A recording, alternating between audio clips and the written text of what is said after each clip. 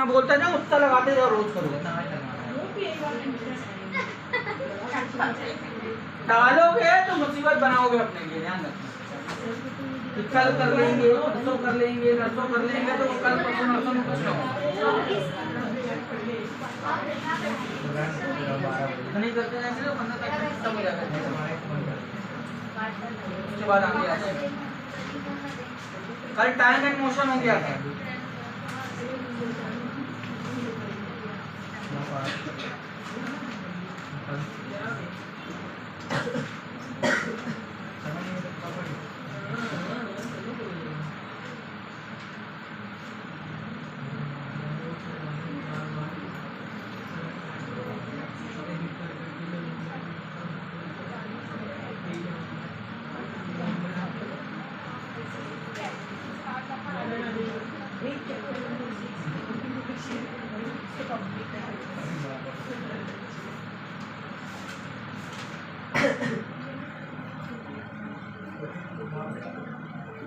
Time study, motion study का हो चुका है।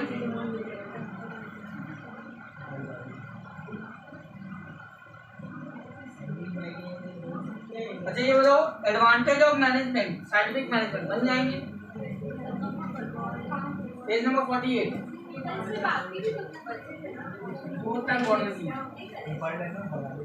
टाइम स्टडी, मोशन स्टडी से ज्यादा क्वेश्चन पटकता है। इतना कंटेंट है तुम्हारे में कि हर चैप्टर से वो 2-2 क्वेश्चन उठाएगा, तो उसके 24 क्वेश्चन हो जाएंगे।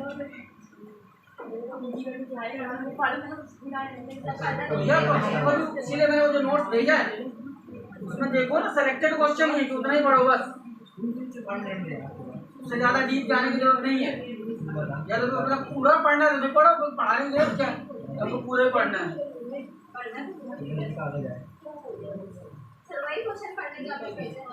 सफिशिएंट है। और उसको मैंने क्रॉस चेक करने का तरीका सीधा सीधा बता रखा है। आपकी अध्ययन में 2023 का पेपर है, उसको उठाओ और देखो कि वो जो क्वेश्चन 2023 में आए थे वो पिछले 10 साल के क्वेश्चन पेपर में है कि नहीं। आपको ऑटोमेटिकली पता चल जाएगा कि भैया यहाँ फंसता है। वो इसलिए करना जरूरी कि हमको खुद कॉन्फिडेंस आए कि हाँ इतना पढ़ लेंगे तो सफिशिएंट है। अगला देखो, एडवांटेज ऑफ साइंटिफिक मैनेजमेंट। अब इसमें देखो कैसे लिखा है, advantage to producer, advantage to worker, advantage to management. ठीक है ना, एग्जाम में ऐसा नहीं आता कि right advantage of scientific management to worker, ऐसा नहीं आता। आएगा advantage of scientific management. Scientific management के क्या फायदे हैं? तो अगर प्रॉपर मैनेजमेंट होगा तो 4-5 पॉइंट ऐसे हैं जो आपके ऑलरेडी जबान में भरे हुए हैं। पहला, टाइम बचेगा, low cost, better utilization of resources, या मैन पावर भी लिख सकते हो। जो आपके पास मैन पावर है, जो आपके पास लेबर है, उसका प्रॉपर यूटिलाइजेशन कर सकते हो, कॉस्ट कम हो जाएगी, हाई प्रोडक्शन। सबसे इंपॉर्टेंट पॉइंट छोड़ रहे हो अभी,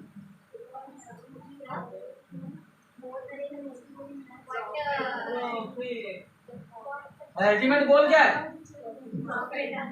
आप लिख लो चाहे more profit, increase profit, increase profitability.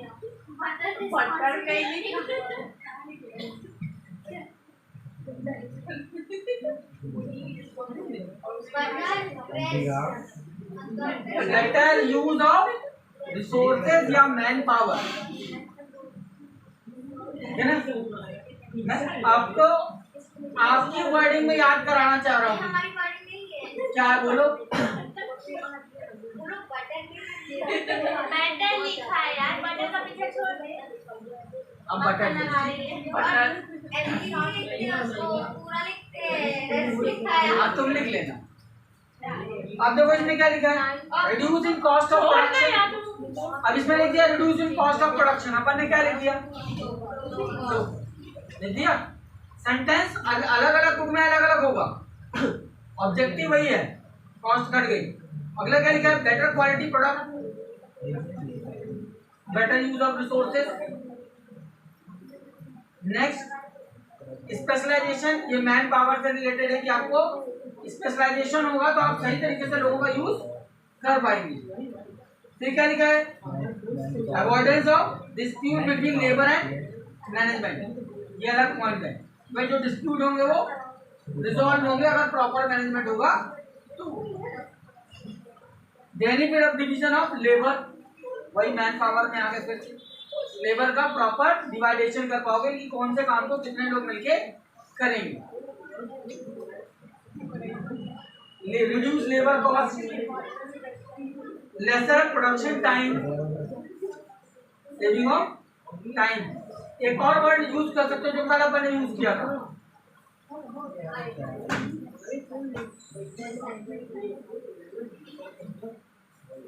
आपका आइडल टाइम कम हो जाएगा अगर प्रॉपर मैनेजमेंट है तो।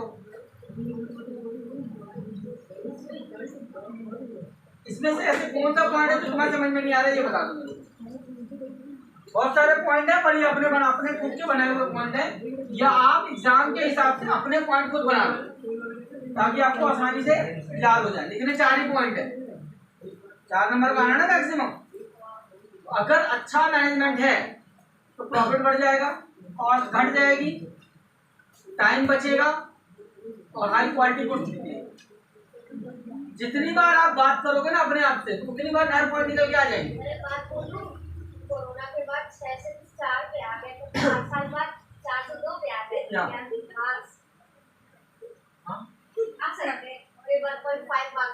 आपको बता दूं एनईपी में क्या रूल आने वाला है, न्यू एजुकेशन पॉलिसी रूल्स में क्या अप्लाई होनी है ना, वहाँ पे होने वाला है ऑब्जेक्टिव बेस।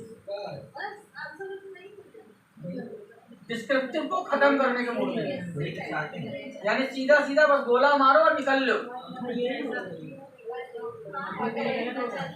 और उसका सबसे बड़ा लॉस यही होगा कि आपको लगाना तो सब मान लो पूछ लिया कि what is the goodwill on the basis of 3 year average profit on this, तो सारा क्वेश्चन दे देगा और 4 तो आंसर दे देगा। पहले लगाओ फिर आंसर ढूंढो फिर टिक मारो, काम तो डबल हो गया ना, काम तो डबल हो गया। पहले क्या था, सीधे सीधे सॉल्व कर देना था। वही 1.2 1.3 मार्क्स के आएंगे क्या है। इनमें ऐसा कोई पॉइंट नहीं है ना। अब डिसएडवांटेज क्या है, साइंटिफिक मैनेजमेंट के डिसएडवांटेज।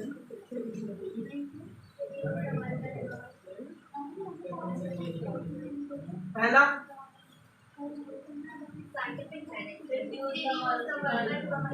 अच्छा इतना लंबा पॉइंट नहीं आता तुम्हारे, सिंगल वर्ड क्या है।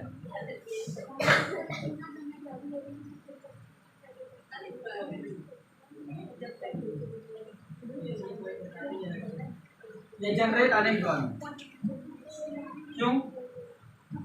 इंसानों की जगह कौन लेगा, तो क्या जनरेट होगा, मशीन चलाने के लिए चाहिए कि अपने आप पर जिस काम को 10 आदमी कर रहे हैं उस काम को 2 आदमी मिलकर करते हैं,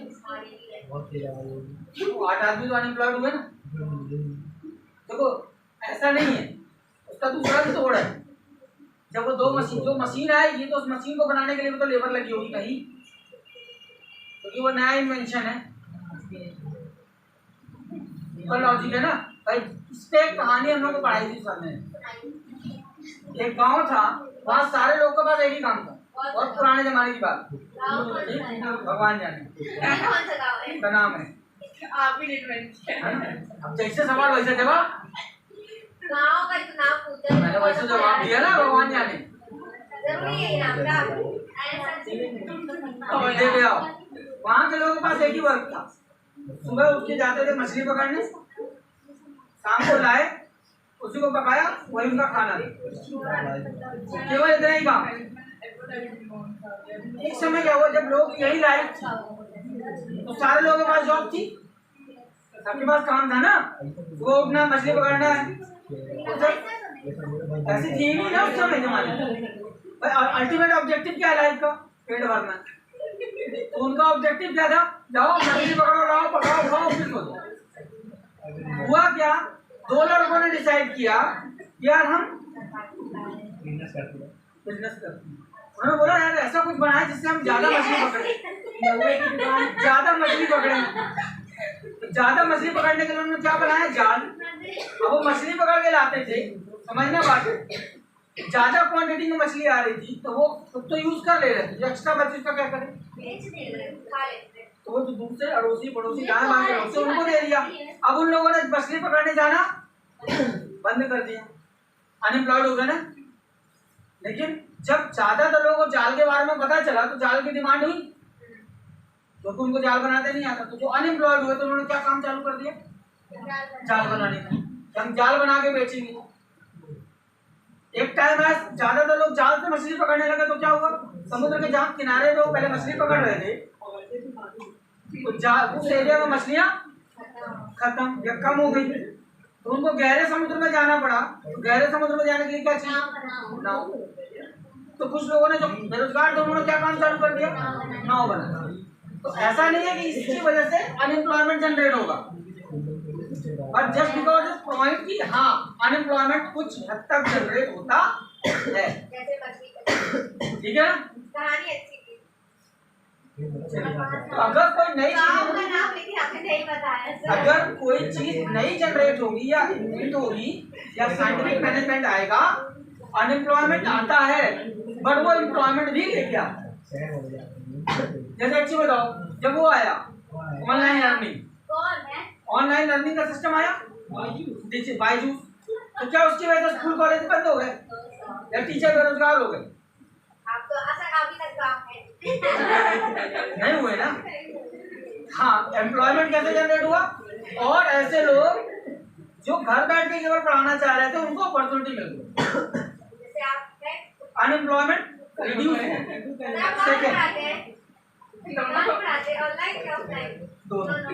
ऑनलाइन ही पढ़ाते सर, आपको वो पढ़ाते बुक से।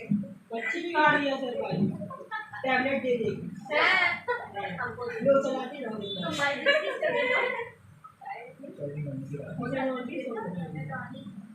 मोनोटोनी का मतलब क्या है, मोनोटोनी क्या होता है बताओ। हम नहीं पढ़े मोनोटोनी, नाम ही नहीं सुना। क्या होता है? सुना है ना, पढ़ के सामने मीनिंग क्या मोनोटोनी सुना है, मोनोटोनी नहीं सुना सर। पी की जगह टी हटा दिया, बस क्या करें सर, पी को हटा के टी लाया है। मोनोटोनी का मतलब क्या समझो, जैसे मान लो आपके घर में कोई कीर्तन का प्रोग्राम, समझना, ढोल वाला आया और ढोल वाला मालूम से क्या कर रहा है, धम धम धम धम, एक ही राग अलाप रहा है, क्या होगा कुछ देर बाद पैसा मिलेगा, कहाँ बजा रहा है ये, वैसे भी नहीं बता देंगे ना। It is called monotony. एक ही लय में वो बंदा लगा हुआ है। इसमें क्या होगा, जब साइंटिफिक मैनेजमेंट अप्लाई होगा, एक प्रॉपर सिस्टम मिल जाएगा, उसको उसी तरीके से बार बार काम करना। मशीन में क्या होता है, सेम चीज रिपीट होती है ना, तो वर्क क्या होता है, मोनोटोनस हो जाता है, यानी एक जैसा हो जाता है। ये एक एडवांटेज भी है और एक डिसएडवांटेज भी है। एडवांटेज कैसे है कि आप कोई प्रोडक्शन कर रहे हो तो आपको एक ही क्वालिटी का माल मिलेगा, लेकिन वर्कर के लिए मोनोटोनी हो जाएगी, उसको रोज एक ही काम करना है और उसी मशीन पे बैठ के करना है, उसका दिमाग खराब हो जाएगा। कई बार आप इसको गौर करो कि किसी ऑफिस में जा रहे हो तो वहाँ ऑफिस में काम करवाने जा रहे हो ना, वो काम करने वाला एम्प्लॉय बैठा है तो आपसे गुस्सा के बात कर, हाँ सर, होते हैं। क्यों करूँ नहीं है, जस्ट इमेजिन यार, वो वेट अ मिनट, वो आदमी पिछले 20 साल से केवल एक ही काम कर रहा है, टोकन नंबर देने। उसको क्या लगता है, अरे टोकन नंबर ही चाहिए ना, 5 मिनट रुक देते हैं और 5 मिनट उसका 5 घंटे भी नहीं होता, अलग बात। लेकिन वो बोर हो गया उस काम से, it is known as monotony. एक ही काम आप बार बार कर रहे हैं। आप क्या करते हो अपने कॉलेज पे?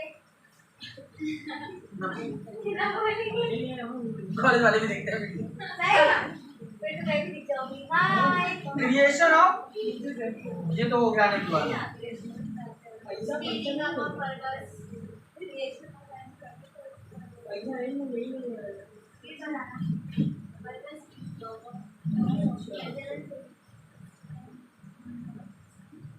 स्पीडिंग ऑफ वर्कर थोड़ा सा रिलेट नहीं कर रहा है। उसमें नीचे जो लाइन लिखी है ना, देखो, मेंटल एंड फिजिकल स्ट्रेन लिखा है, तो उसमें आप स्ट्रेस वर्ड यूज करें। क्या होगा जब वर्कर को आप किसी मशीन के साथ प्लग इन कर दोगे कि इसी करना है आपको काम करना है, तो मशीन तो अपने स्पीड से काम करेगी ना, तो वर्कर को क्या होगा फिजिकल और मेंटल स्ट्रेस क्रिएट, जो कि आपको उस बंदे को जैसे बैंकों में हुआ है तो लोगों को फिक्स कर दिएगा कि आपको दिन भर में इतना काम करना है, अब वो कौन मॉनिटर कर रहा है? मशीन। एक एग्जांपल दे रहा हूँ, ध्यान से समझना। पहले जो सेल्समैन होते थे, सेल्समैन किसी भी कंपनी का ले लो, किसी भी प्रोडक्ट का ले लो, उस सेल्समैन के पास जब मोबाइल नहीं था तो वो अपनी रिपोर्ट क्या करता था, एक कागज में बना के हर महीने फैक्स कर कि मैंने इस महीने इतना इतना काम किया, इस तारीख को मैं इतनी दुकानों में गया।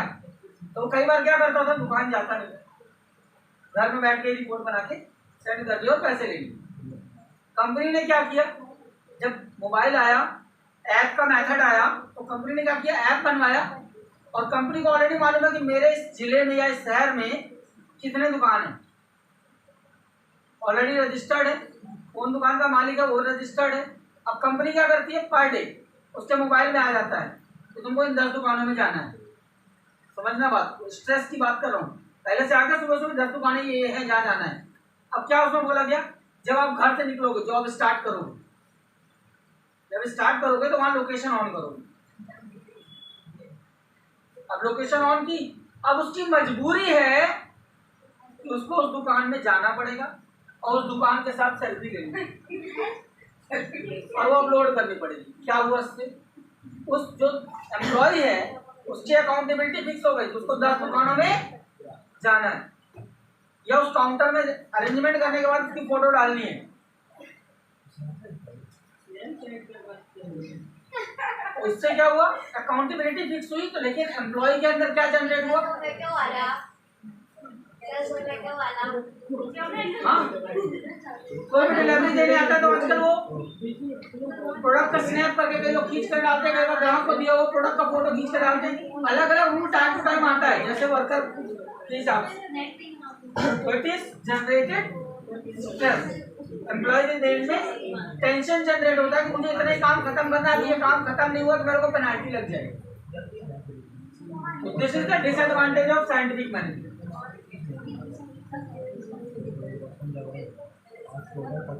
एक्सप्लॉयटेशन ऑफ वर्कर, शोषण होता है जरूरत से ज्यादा। एक्सप्लॉयटेशन का मतलब होता है आप उससे जितना काम ले सकते थे नॉर्मली, साइंटिफिक मैनेजमेंट की वजह से आपने उससे ज्यादा काम लेना चालू, तो उसका कई बार क्या हो रहा है, उसका जो काम नहीं है वो भी काम आप उससे ले रहे हो जस्ट बिकॉज़ ऑफ टेक्नोलॉजी। जैसे एक स्ट्रेस है, देखो एग्जांपल समझना, अगर आप कोई जॉब ज्वाइन किया, वहां पे थंब वाला मेथड नहीं है, जाके साइन करनी, तो बाइक मैं नहीं करूँ, ये उनके लिए मैं बात करूँ जो ईमानदार वर्कर, मेहमानों की बात नहीं कर रहा। ईमानदार वर्कर है, वो टाइम पे पहुंचता है, रेगुलर जा रहा था, साइन कर रहा था। अब अचानक से आपने वहां लगा दिया थंब मशीन और उसमें टाइमर सेट कर दिया कि 9:15 के बाद जैसे 16 मिनट होगा उसकी सैलरी कट होना शुरू। आप देखो वो ईमानदार एम्प्लॉय के साथ प्रॉब्लम क्या होगी, वो अगर 1 मिनट भी लेट हो रहा होगा ना तो गाड़ी तेज चलाएगा,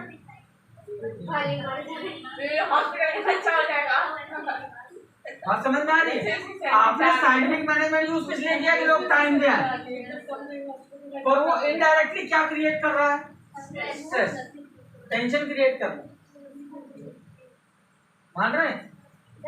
और इसमें बेईमान लोग क्या करेंगे, कंपनी ने बोला चलो ठीक है हम स्ट्रेस कम करते हैं, हम आपको तो जो है 30 तक ये 15 मिनट बफर टाइम दे रहे हैं। बफर टाइम का मतलब होता है एडिशनल, ठीक है ना, बफर टाइम। तो बदमाश लोग क्या करेंगे, बफर टाइम के बाद भी लेट, तो वो आधी किस चीज के हैं, लेट आए, तब क्या करना पड़ेगा, पेनल्टी लगानी पड़ेगी, लेकिन इससे स्ट्रेस का कम हो जाएगा, रेगुलर आने वाले का स्ट्रेस कम हो जाएगा, क्योंकि वो ऑलरेडी 9 बजे आ जाता है, ड्यू टू एनी रीजन वो 16 मिनट में आने वाला था तो बफर टाइम की वजह से बच गया, उसके ब्रेन में स्ट्रेस नहीं चलने का। खा गए मेरे दिमाग में स्ट्रेस।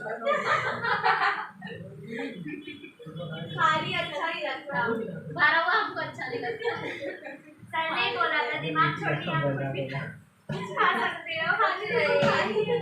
बहुत अच्छी चीज खिलाती थी, पिलाती हूँ, मुझे थोड़ा मजा आ गया। दवाई चाहिए हो गई हमारे खाने में डालने वाला है सर तो अनडेमोक्रेटिक का मतलब क्या होता है? क्या डेमोक्रेटिक का मतलब क्या होता है? लोकतंत्र। यानी लोग आपस में मिलजुल करके किसी भी काम को कंप्लीट करने की एक हैबिट डेवलप करें। लेकिन जब आप साइंटिफिकली हर चीज करोगे, मशीनरी के थ्रू हर चीज करोगे, तो वहाँ डेमोक्रेसी नाम की कोई चीज नहीं होगी, क्योंकि सब सारा डीलिंग किससे हो रहा है? मशीन। लोगों का इंटरेक्शन नहीं होगा। भाई जैसे मान लो मेरे को छुट्टी लेनी है, तो पहले मुझे किसके पास जाना पड़ता था कि एचआर के पास जाऊंगा, एप्लीकेशन लूंगा, भरूंगा फॉर्म, जमा करूंगा, तो मेरा इंटरेक्शन एचआर से होगा। अब क्या कर दिया, मान लो इंस्टीट्यूशन ने बोला अगर आपको छुट्टी चाहिए ऑनलाइन वेबसाइट पे जाओ अप्लाई करो, तो मैंने अप्लाई कर दिया, उसने वहां से सैंक्शन कर दिया, तो मेरा कनेक्शन तो खत्म हो गया ना, जागने नहीं जा रहा। इससे काम तो फास्ट हुआ, बट जो ह्यूमन कनेक्ट बिल्ड होना था वो ह्यूमन कनेक्ट बिल्ड नहीं, लोगों का मिलना जुलना कम हो गया। पहले क्या होता था, लोग हफ्ते में 15 दिन में दोस्तों के पास किसी के पास रिश्तेदार के पास मिलने जाते थे। अब क्या हो गया, वीडियो कॉल लगा लो, आप आधा घंटा निकाल के ग्रीटिंग कार्ड खरीदने जाते थे, फिर उसमें अपने मन की फीलिंग लिखते थे, और फिर उसको पता ढूंढ करके पोस्ट करने जाते थे, और जब पहुंचता था उसके पास तो वो अलग उसको खुशी मिलती थी, वो आपको फोन करके बधाई देता था। लेकिन अब क्या हो गया, सबको बधाई हो, खत्म। तो वो ह्यूमन टच जो था वो क्या हो गया, कनेक्टिविटी बढ़िया है लेकिन फीलिंग कनेक्ट नहीं।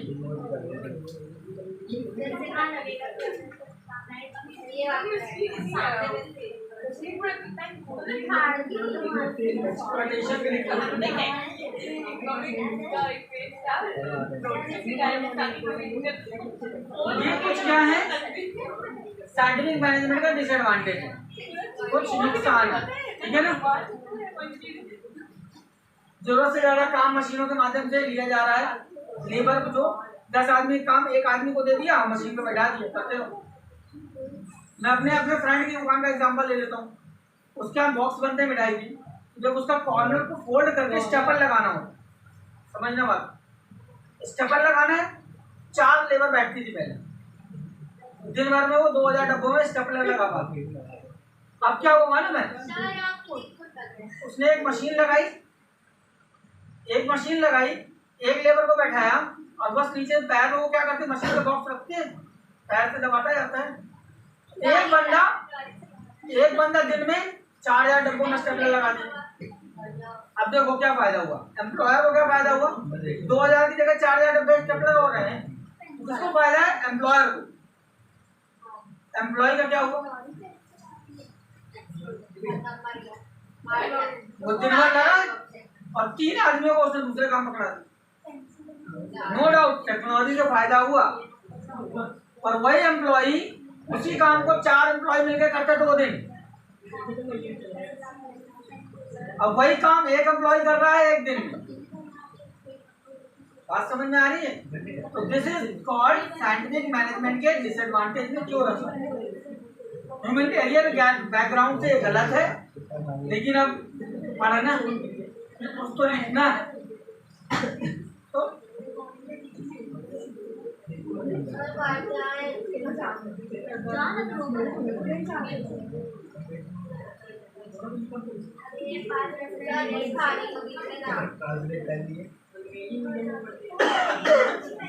फोटो खींचना है, नोट करना है, क्या करना है,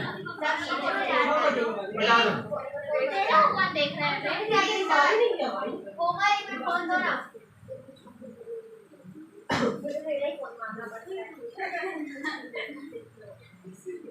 तुम्हारा फोन यहाँ पे, तुम्हारा नहीं है, सरकारी फोन। मिल गया वो पॉइंट जो तुम लोग बोल रहे थे, ढूंढ नहीं पा रहे। यार दिखा रहे हैं। टेलर का फोकस किस पे था? एफडब्ल्यू टेलर का फोकस था लेबर पे, कि लेबर को रिलैक्स कैसे मिले, और फ्योल का फोकस था कि मैनेजमेंट कैसे बेहतर हो। उनका फोकस लेबर बेनिफिट पे नहीं था। ये मेरे को मिला अगले टॉपिक में आपका comparison of principle of Taylor and Fayol, उसमें डिसिमिलरिटीज में पहला पॉइंट बता दो। डिसिमिलरिटीज में पहला पॉइंट जो क्या लिखा है? बेसिस ऑफ स्टडी पढ़ो। टेलर जो था एक्चुअल में पुअर क्लास फैमिली से बिलोंग करता था, ठीक है ना। तो उसका ऑब्जेक्टिव क्या था कि हम लेबर को कैसे ज्यादा से ज्यादा बेनिफिट पहुंचा सकते। और जो फ्योल थे उनका पूरा फोकस था मैनेजमेंट की तरफ, क्योंकि वो रिच क्लास फैमिली से बिलोंग करते थे। आप पूछे था, मैं बताया तो था आपको। और एक्चुअली वो पूरा क्लियर नहीं हो रही थी, बताया था तुमने, मुझे याद है। एक्चुअली मैंने कहना था क्यों, क्योंकि टेलर फ्योल किससे बिलोंग कर रहे थे? रिच फैमिली से। उनकी फैक्ट्री है तो उन्होंने फैक्ट्री के पॉइंट ऑफ व्यू से सोचा प्रॉफिट कैसे। और टेलर क्या फैमिली से बिलोंग कर रहा है? Labour class family. जब वो पढ़ लिख के सक्सेसफुल हुआ तो उसका पूरा फोकस था कि लेबर का लाइफ स्टाइल कैसे इम्प्रूव, तो उनका पूरा उनके प्रिंसिपल लेबर सेंट्रिक। अब चलिए comparison of Taylor and Fayol, similarities क्या है?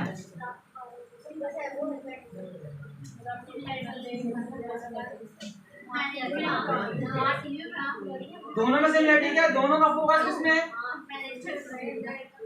मैनेजमेंट की प्रॉब्लम को सॉल्व करना चाहते हैं। एक बंदा लेबर के थ्रू सॉल्व करना चाह रहा है, दूसरा मैनेजमेंट के थ्रू सॉल्व करना चाह रहा है।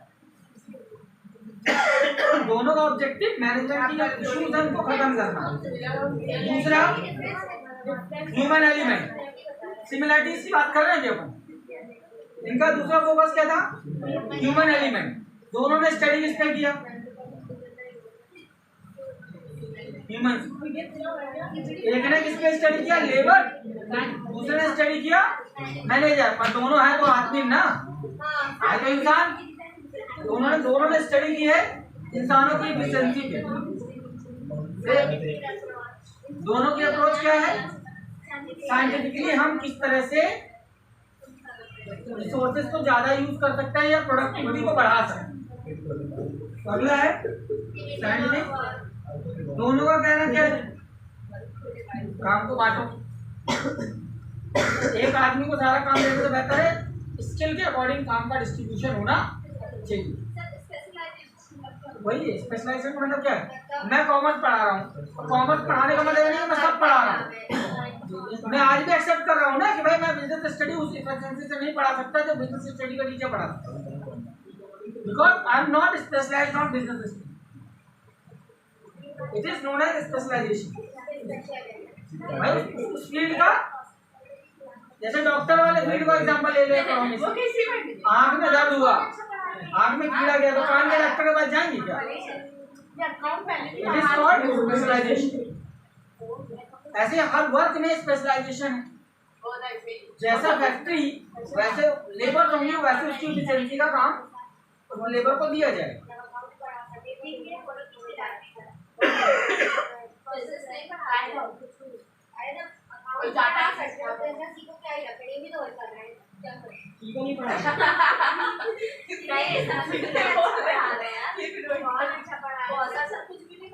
ये बोले अकाउंट अच्छा पढ़ाते, मैंने ये भी तो वही करते हैं, अकाउंट पढ़ाते देखो बिजनेस कितना अच्छा पढ़ा रहे हैं। बिजनेस सर पढ़ा रहे हैं, बहुत अच्छा पढ़ा रहे हैं। और सर बहुत अच्छा पढ़ा रहे हैं, वो आपको कुछ भी नहीं वही अरे मुद्दे पे 1 मिनट बचा है। 1 मिनट बचा है। 1 मिनट नहीं, 1 मिनट भी नहीं बचा sir. Clarity of concept. Sir 1 he minute. दोनों का फोकस कहाँ था? हम बेसिक कॉन्सेप्ट को कैसे क्लेरिफाई करें। लोगों को अगर बेसिक कॉन्सेप्ट क्लियर होंगे तो ऑटोमेटिकली उनका फोकस बेटर प्रोडक्टिविटी की तरफ जाएगा। मतलब उनका मेन फोकस क्या था? कॉन्सेप्ट क्लियर हो लोगों कि बिजनेस अगर करना है तो ऐसा मैनेजमेंट प्रोसेस होना।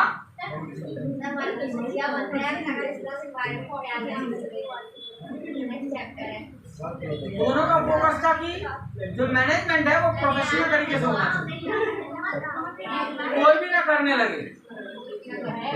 मतलब एक प्रोफेशनल व्यक्ति जो उस चीज को जानता है वही करे। जैसे इलाज प्रोफेशनल डॉक्टर करे, बोला छाप नहीं। कोई भी आया अभी आपको सर दिया घर का नौकर ही बोल देगा सैराडोज खा ले। मतलब पेट दर्द हो रहा है तो अभी डॉक्टर कैसे दवाई, तो डॉक्टर कौन है? मेडिकल स्टोर वाला। अब पेट में दर्द किस वजह से, इससे कोई लेना देना नहीं, भले वो खा के बढ़ जाए, भले वो खा के नहीं बढ़ जाए।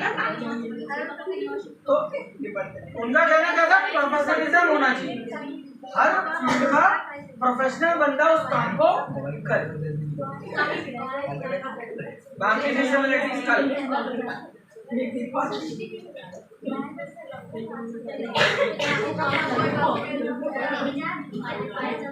डिसेबिलिटीज कल बात करेंगे। अकेले कहाँ से लेते हैं?